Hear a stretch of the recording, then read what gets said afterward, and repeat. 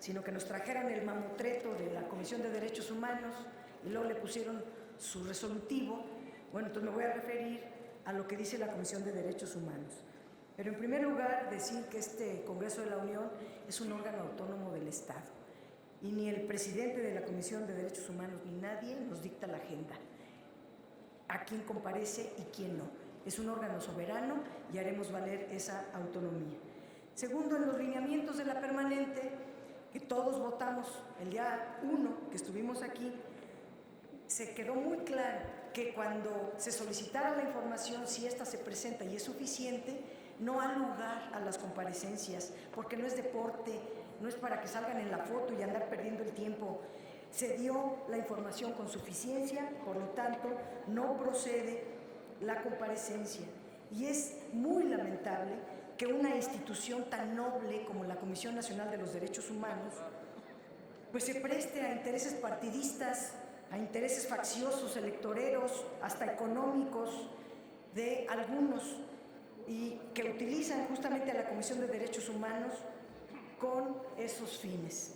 La Comisión de Derechos Humanos en este mamotreto alega que el nuevo programa no estaba en el PEF 2019, en el presupuesto de egresos de la Federación, que se están usando recursos de un programa extinto a un programa nuevo y que ambos son distintos, que hay inconsistencias en los censos, que hay 6.620 niños que no están recibiendo el apoyo y que hay estancias infantiles en Veracruz, en el Estado de México, Chiapas, Sonora y Puebla, donde no anotaron algunos niños y que hay mecanismos de supervisión, que propone que haya mecanismos de supervisión, etcétera, etcétera. O sea, está extralimitándose en sus funciones. Pero además, la Secretaría de Bienestar, la Secretaría de Hacienda, la CONAMER, el Sistema Nacional del DIF, emiten un comunicado conjunto, que es el que pudimos leer, y establece que hubo una respuesta puntual individual al presidente de la Comisión Nacional de los Derechos Humanos, que aquí se omite hablar. Ahí, en esa respuesta, las secretarías dicen que el cambio a las reglas de operación no implica la cancelación del programa, el programa no está cancelado, que es falso, de toda falsedad, no existe ninguna justificación para concluir que se incumplió el principio de progresividad y no regresividad, y que por lo tanto los derechos de las niñas y niños, padres, madres, los dueños o dueñas de las estancias y los trabajadores, pues esos derechos están garantizados. El nuevo programa, además, permite ampliar las libertades, ya que así la familia puede decidir libremente a qué escuela quiere mandar a sus hijos y en qué, o el aprovechamiento íntegro de los recursos que asigna el Estado para esos niños y niñas, sin que haya moches, sin que se pierda en el camino o sin que se los queden los dueños de las estancias infantiles. El programa está basado en el principio de progresividad y permite que los niños y las niñas históricamente marginados, como los niños con discapacidad, los indígenas, los extremos pobres, ahora sí sean prioridad de este programa, no los que diga el PAN, sino los niños que arroja el censo con discapacidad, los indígenas y los extremos pobres, que por ahí inició el programa. Y no es verdad, nadie puede demostrar que entregar recursos directamente a los niños genere un perjuicio, como lo dice la Comisión Nacional de los Derechos Humanos. Aberración semejante yo no había leído. Solo el 0.7% de madres padres se quejaron del cambio de modalidad del programa, mientras que las quejas contra el programa que defiende Raúl González, presidente de la Comisión de Derechos Humanos, y el PAN, las quejas contra las estancias infantiles por su corrupción y las desviaciones ascendían al 14%, es decir, 9.566 estancias estaban, niños se quejaron de este programa. Los argumentos de la Comisión de Derechos Humanos son incorrectos, porque el Estado no impide a ninguna de esas estancias infantiles ni a otras que ejerzan su actividad como personas morales tienen la libertad de seguir actuando, porque tienen a fuerzas que tener el subsidio del Estado. La Comisión Nacional de los Derechos Humanos muestra una grave falta de conocimiento sobre las facultades y sobre las atribuciones que la nueva Ley Orgánica de la Administración Pública Federal asigna a las dependencias, ya que recomienda acciones de imposible cumplimiento o, peor aún, acciones violatorias de la ley. Responsabiliza a la Secretaría de Bienestar, a la Secretaría de Hacienda, a cuestiones que exclusivamente le corresponden a la Cámara de Diputados. Es claro que el modelo anterior fue un rotundo fracaso.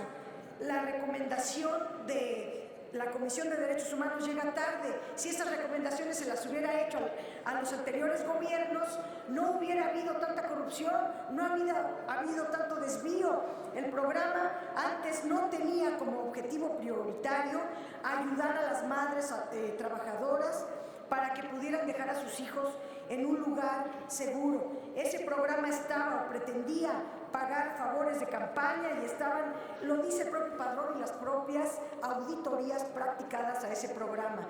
Cuando una política pública no se está destinada a beneficiar a la gente, sino que tiene otros fines, evidentemente que fracasa.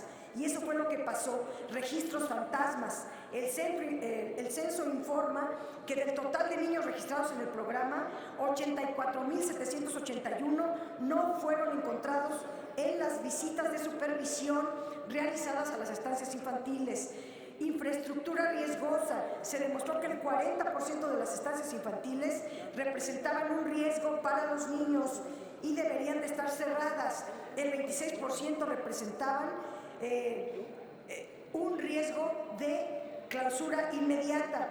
Estancias fantasmas, el 4% de las estancias infantiles estaban cerradas, fuera de funcionamiento, pero recibían subsidio del Estado como si estuvieran abiertas. Diputada, duplicidad en la prestación de este servicio. El programa fue creado supuestamente para las madres que no tenían seguridad social. Sin embargo, 1 de cada 3 niños registrados proceden de madres o padres que sí cuentan con el IMSS o con el ISSSTE, instituciones que cuentan con su propia red de guarderías.